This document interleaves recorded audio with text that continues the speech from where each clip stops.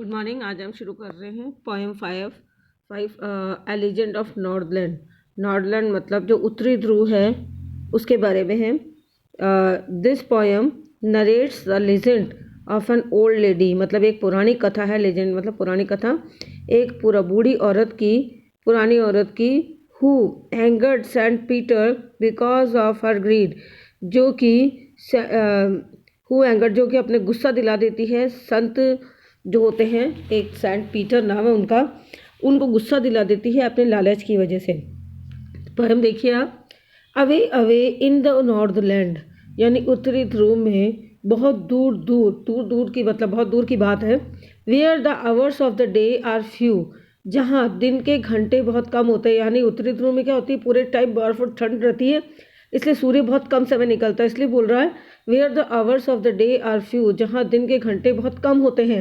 And the nights are so long in winter, और सर्दियों में रातें बहुत लंबी होती हैं, क्योंकि वहाँ सूर्य बहुत कम होता है, इसलिए रातें अपने आप ही लंबी हो गई।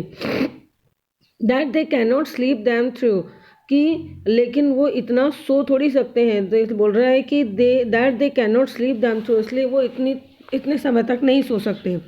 Where they harness the swift reindeer, और इसलिए जहाँ पे वो रेंडियर रेंडियर एक एनिमल है, आप चेक कीजिएगा, जो कि ध्रुवीय प्रदेशों में पाया जाता है, तो वो उसको चलाते हैं।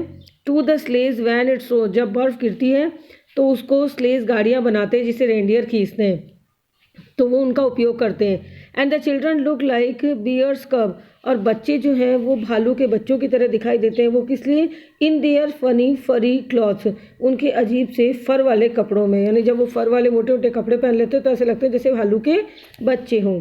दे tell them a curious story, वे उन्हें एक रुचिकर स्टोरी, कहानी सुनाते हैं। I don't believe that is true, मुझे विश्वास नहीं है ये सच है। And that you may learn a lesson, लेकिन आप भी एक सबक सीख सकते हो।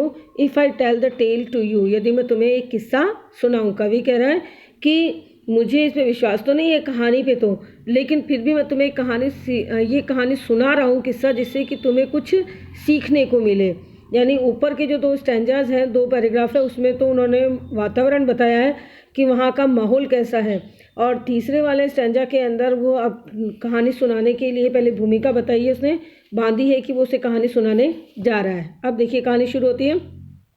Once when the good Saint Peter, एक बार जो अच्छे संत महात्मा थे, lived in the world below, जो कि संसार में नीचे रहते थे। And walked about it preaching यानी उपदेश देते हुए, और वे उपदेश देते हुए इधर उधर घूमते फिरते थे। Just as he did, you know, जैसा कि संत लोग हमेशा करते हैं, आपको पता है। अगला स्टैंजा देखो। He came to the door of the cottage, वह एक कक्ष, एक मकान के दरवाजे के सामने आए। In travelling round the earth, पृथ्वी पर घूमते हुए।